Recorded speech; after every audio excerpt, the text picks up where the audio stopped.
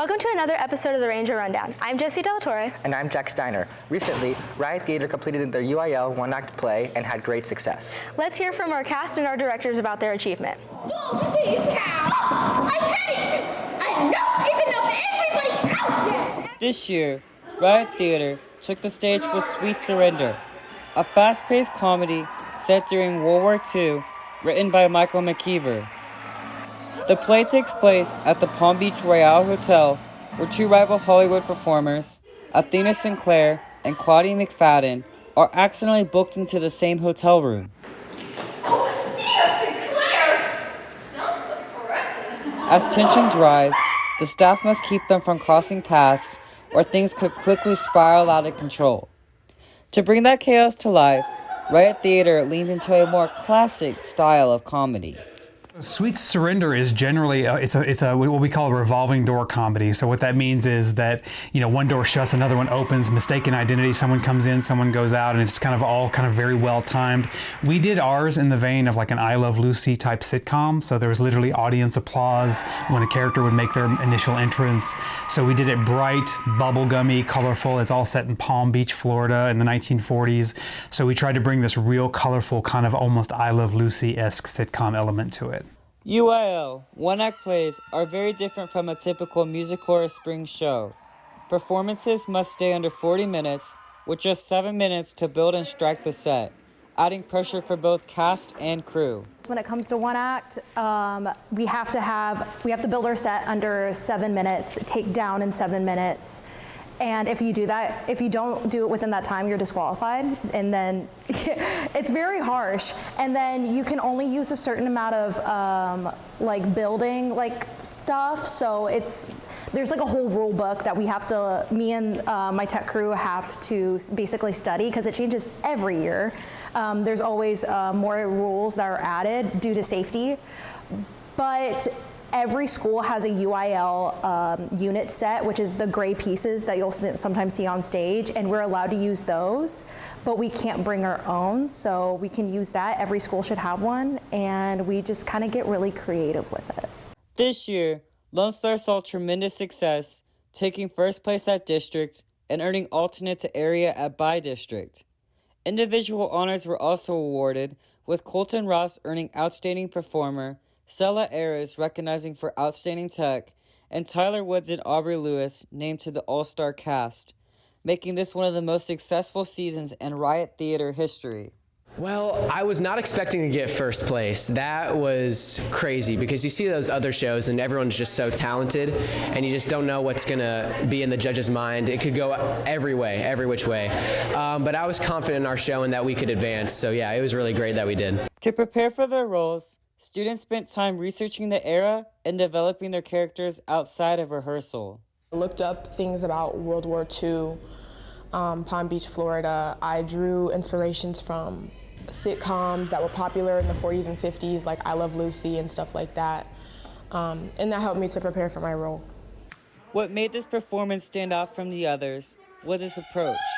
While many schools perform serious dramas, Lone Star chose a fast-paced comedy instead. Well, right out the gate, what made us stand out from the others were that our play was a comedy, and most of the other plays there were dramas and more serious plays, and so you get a lot of serious plays lined up, and then we have a big, bright, fun comedy, and it definitely stands out, and it was really fun. For the directors, this season was more than results. It was about their commitment their students showed every step of the way. Oh, I'm stupid proud of their hard work. I think these kids are so dedicated to their craft, and not only this theater in general, but to each other. And there are times where they kind of don't want the rehearsal to end because they want to keep going. But although we are tired and we have to go home, it's amazing to see how much goes into the show and to see the success that it has. And I couldn't be prouder. After a successful UIL season, Riot Theater will host an end-of-the-year showcase on April 26th, free to the public. They're also preparing for their next production, Failure, A Love Story, hitting the stage May 7th and 8th. Tickets can be purchased by scanning the QR code on your screen. For the Ranger Rundown, I'm Bryson Arnold. Color Guard just wrapped up their season, reaching all the way to the state competition. Here's a recap on what they've been up to this season. This season, the Color Guard program competed at both local and national levels, including WGI events and championships. The team earned top placements and consistently rose through the rankings throughout the year. So this season we went to WGI and we also did the local contest for WGI. We did the WGI Louisville Regional, which was a prelims and finals. We made both. We also went to the Saginaw contest, which was our first contest. Then we went to the Summit contest. Then we went to the Hebron contest. And then we finished off our season at championships. Color Guard is performed in arena-style settings where every movement, piece of equipment, and moment is closely evaluated by judges and audiences. It's basically a dance competition. Everybody is in the stands, everybody's up close as opposed to a giant stadium, so it's more of an arena for a basketball. The judging for a Winter Guard contest is a little bit more elaborate.